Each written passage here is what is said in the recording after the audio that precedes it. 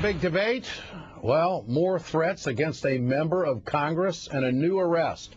Congressman Jim McDermott of Washington was on this program on December 7th to talk about his intention to vote against President Obama's deal with the Republicans to extend the Bush tax cuts.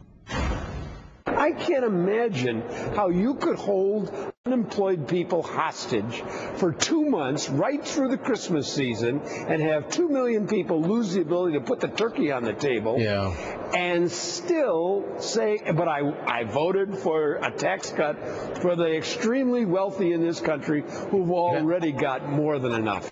Just 2 days after that interview, Congressman McDermott received horribly angry, violent voicemail messages from a 32-year-old man who threatened to kill him, his friends, and his family if he voted against the tax cuts. And it wasn't the first time this person had gone after an elected official. Seattle newspapers are reporting that that last March he made threatening phone calls to a California state assemblyman. Back then, he was let off with a warning after apologizing and telling authorities that he had been high on medical marijuana. This time, he's saying that he was drinking when he called the Congressman McDermott's office. He has now been arrested by the FBI and charged with threatening a federal official. After what this country has gone through, threats like this cannot be ignored any longer by anyone. For more, let's bring in Congressman Jim McDermott of Washington. Congressman, good to have you with us tonight.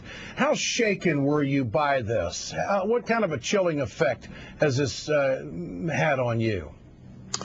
Well, Ed, I've known about this for some time, and I really haven't changed my pattern of going out and meeting my constituents or the things that I say. I really believe that if you believe what you say, and you're willing to stand with it, then you continue to do what you think.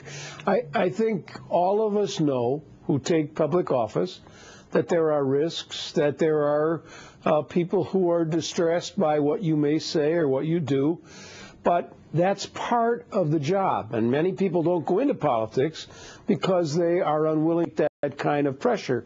I think that it's like saying to a fireman, don't go into a burning building because there's danger in there. When you take a job, you know what the risks are, and maybe they're minor or minimal, but nevertheless, you know they're there.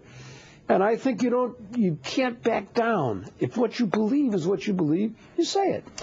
You know, some folks think that maybe congressional members should be more calculated, and if you vehemently disagree with something, maybe you should do it behind closed doors and maybe not out in the media. It sounds like there's not that calculation being made by you. You feel very strong that your passions have to be displayed to your constituents? Well, my job as a representative is to accept the trust of 690,000 people to represent them in Washington, D.C. in the best fashion that I can do it. And I respect that trust, and I trust them. Yeah. And I believe that I have to be in contact with them in order to know what they think. And even if they disagree with me, and certainly some people do disagree with me, I have to be open to accept that in order to be a good representative, because I have to know what everybody thinks. Do you think this is going to be a more intense environment for elected officials?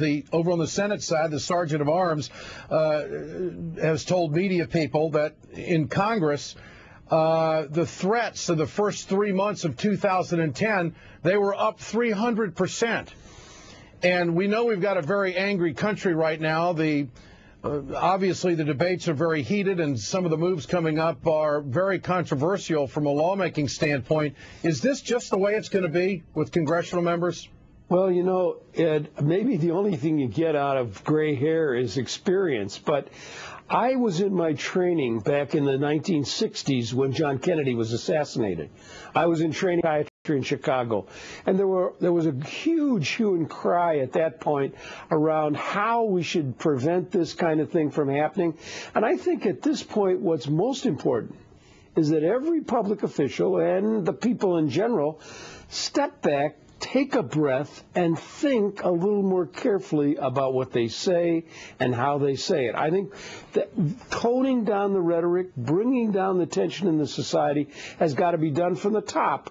But all the people in the society have to understand. Congressman, you make a great point, but it seems like there are some lawmakers that refuse to do that. And the Tea Party has been on record as of late, after the shooting, that they're not going to change their rhetoric.